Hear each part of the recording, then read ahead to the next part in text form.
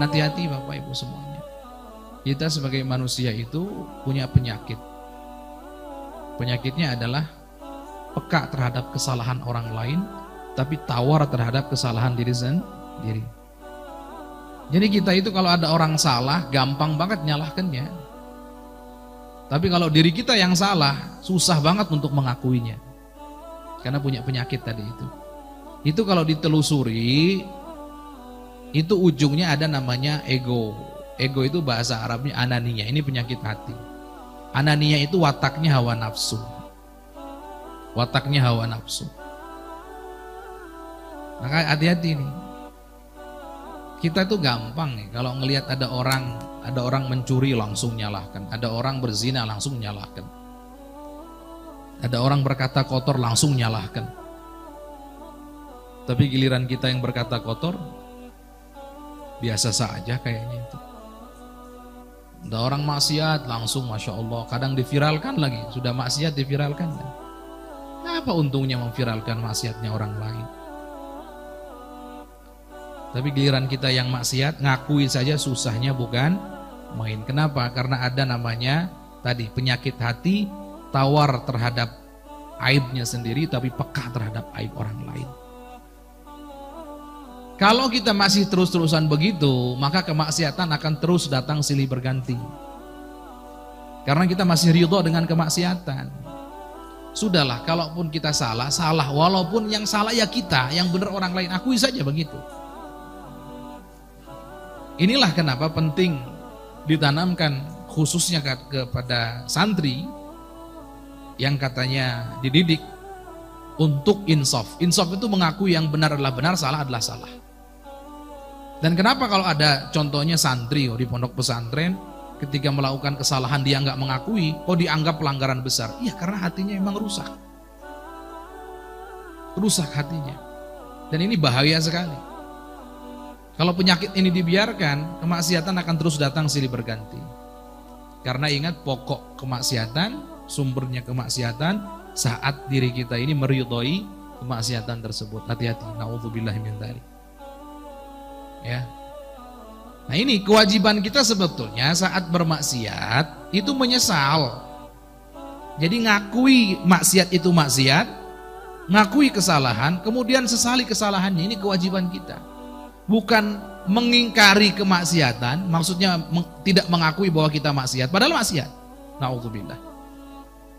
Membelanya, kemudian tidak pernah menyesal. Yang kayak begini akan terus-terusan terjerumus dalam kemaksiatan. Oh enggak kok ada yang mengatakan begini, oh enggak kok ada fulan mengatakan begini, oh enggak kok ada ulama yang wah selesai. Enggak akan beres kalau begitu, sudah. Dan penyesalan ini hukumnya wajib. Bahkan intisari daripada tobat itu adalah menyesali dosa-dosa. Allah. Menyesali dosa-dosa.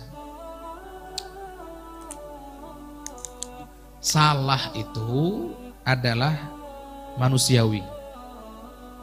Tapi membela kesalahan adalah syaitani, bukan manusiawi lagi. Hati-hati. Salah itu manusia. Kenapa? Karena Nabiullah Adam, kakek moyang kita, terjerumus dalam kesalahan. Kami tidak mengatakan kemaksiatan, tapi kesalahan. Waktu itu belum ada syariat.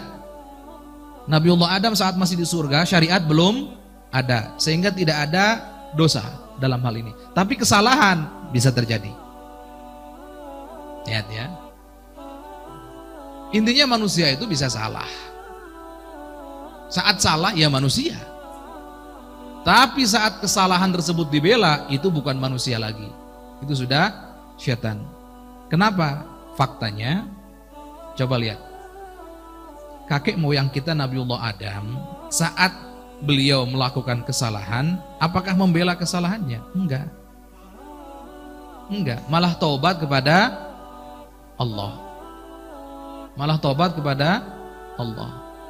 Syiarnya para nabi.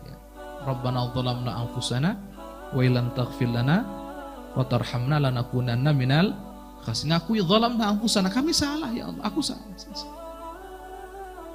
Terjerumus dalam kesalahan itu manusia. Tapi kalau kita memang benar-benar manusia, saat salah ya akui kesalahan. Akui dosa. Dan itu yang dicontohkan oleh Nabiullah Adam. Yang salah dan nggak ngakui kesalahan itu iblis. Iblis diperintahkan untuk sujud pada Nabiullah Adam sebagai bentuk penghormatan. Tapi saat itu dia menolak, dia tidak mau untuk sujud. Sudah begitu saat ditanya oleh Allah, jawabannya apa? Aku lebih baik daripada dia. Allah bukannya mengakui kesalahannya, hamba salah ya Allah, selesai. Ini malah merasa dia lebih baik daripada Nabi Adam. Ini kesombongan. Nah makanya hati-hati. Ada sebanyak di antara kita kalau salah, ya namanya juga manusia, oke top, bener.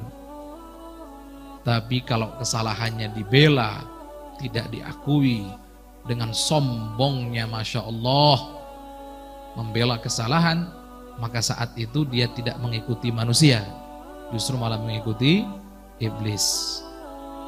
Baik. Wat tawakkulu, kemudian kewajiban hati yang lainnya adalah tawakal. Tawakal ini apa? Tawakal ini apa? Ini hati-hati. Ini tawakal itu ini perbuatan hati. Awas, tawakal itu perbuatan hati, bukan perbuatan jasad anggota tubuh kita, bukan.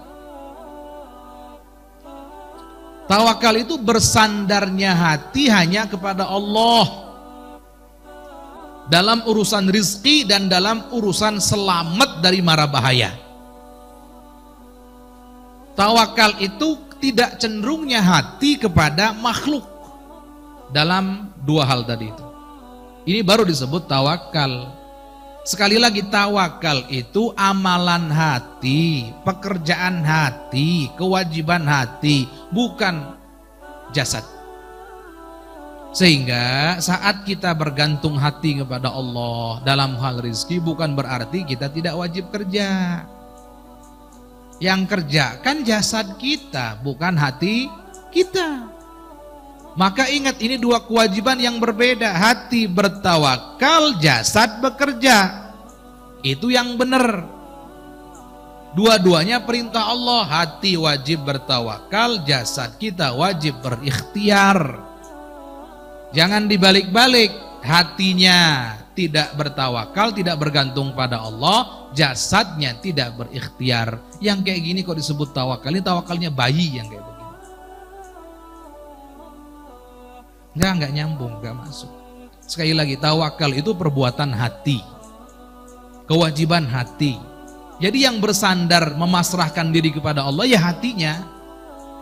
Hatinya itu pasrah, serahkan sama Allah. Sudah urusan rezeki, urusan terhindar dari mara bahaya, serahkan sama Allah. Ini tawakal. Tapi jasad kita, anggota tubuh kita wajib berikhtiar. Ikhtiar itu gimana? Ngambil sebab. Kan alam semesta ini sudah Allah ciptakan, Allah bangun di atas hukum sebab musabab. Ini alam semesta. Orang pengen kenyang, ya makan. Sakit pengen sembuh, ya berobat. Pengen punya anak, ya menikah. Pengen punya uang, ya bekerja. Pengen sukses menjadi pengusaha besar, ya usaha. Kan ini memang. Dan Allah mewajibkan kita untuk ngambil sebab. Jasadnya ngambil sebab, disebut ikhtiar tadi itu. Hatinya bergantung hanya kepada Allah. Gimana bergantung itu? Pasrahkan, ya Allah, hakikatnya yang memberikan rizki hanya Engkau ya Allah. Yang memberikan hasil sukses tidak sukses hanya Engkau ya Allah. Jadi sudah enak. Kalau sudah begitu nanti akan enak hidupnya. Tenang hatinya. Saat ada kegagalan contohnya, saat merintis bisnis kemudian gagal, hatinya tetap tenang, enak. Dia akan, ya Allah, bukan bisnis kok yang memberikan saya rezeki, tapi Engkau. Tenang kan? Tapi coba yang gak punya hati, yang gak pernah tawakal hatinya, segala sesuatu dihitung dengan otaknya. Seperti kalkulator, sudah kalau bisnis A keuntungannya sekian, giliran rugi, bangkrut dia, stres. Kenapa? Salah memang, niat dan hatinya tidak pernah bergantung sama Allah. Tapi yang bergantung sama Allah itu saat dia sukses bersyukur, saat dia gagal dia akan sabar, nerima, karena ini adalah ketentuan Allah. Enaknya di situ.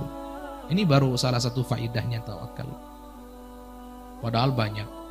Kalau sudah tawakal, maka urusannya sudah Allah yang atur. Kalau Allah yang ngatur, ingat sebaik-baik pengatur hanya Allah Subhanahu wa ta'ala. Selesai. Sebaik-baik yang ngatur hanya Allah. Nggak ada yang lebih hebat dalam hal mengatur selain Allah. Maka kekhawatiran kita dalam urusan rezeki, dalam urusan selamat dari mara bahaya, kekhawatiran berlebih itu adalah kesalahan. Tanda hati ini keropos dari iman dan keyakinan. Tanda hati tidak pernah tawakal kepada Allah. Sampai baginda Nabi itu mengatakan dalam sebuah hadis, "Lau tawakkaltum 'ala Allahi haqqa tawakkuli la razaqakum kama yarzuqut tayr yaghdu khimasa wa yaruhu bitana."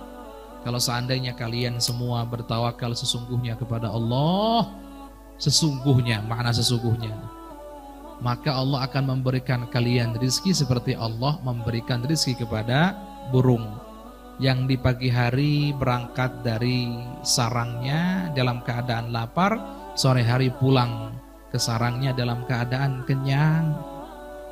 Burung gak pernah mikirkan besok makan apa, tapi tidak pernah gak dapat rizki.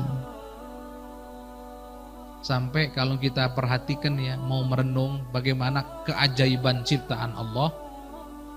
Allah memberikan rizki kepada makhluknya, dan sudah Allah mudahkan cara untuk mendapatkannya. Lihat cicak. Cicak itu makhluk lemah. Lebih kuat kita manusia daripada cicak. Pasti begitu. Makanannya susah. Karena serangga yang bisa terbang. Itu cicak. Susah makanannya. Tapi Allah mudahkan cicak untuk bisa nempel di dinding dengan mudahnya, sehingga makanannya itu mudah untuk didapat oleh cicak. Bahkan lidahnya itu bisa memancing datangnya serangga. Maknanya apa? Rizki itu selama kita masih hidup sudah dijamin oleh Allah Subhanahu wa ta'ala. Ikhtiar kita tidak nambah rizki kita, tapi ikhtiar kita hanya menjalankan kewajiban dari Allah untuk menyambut rizki yang sudah ditentukan oleh Allah. Jadi ikhtiar itu hanya tanda. Kalau kita kerja itu tandanya akan dapat rizki. Tanda saja, bukan penentu, bukan. Gitu. Sama kalau kita berobat, minum obat, tandanya kita akan diberikan kesembuhan oleh Allah. Persis begitu. Kalau kita menikah itu tanda kita akan diberikan anak keturunan oleh Allah. Kalau kita belajar, tanda Allah akan memberikan kita ilmu. Persis, itu hanya tanda-tanda, bukan penentu, bukan.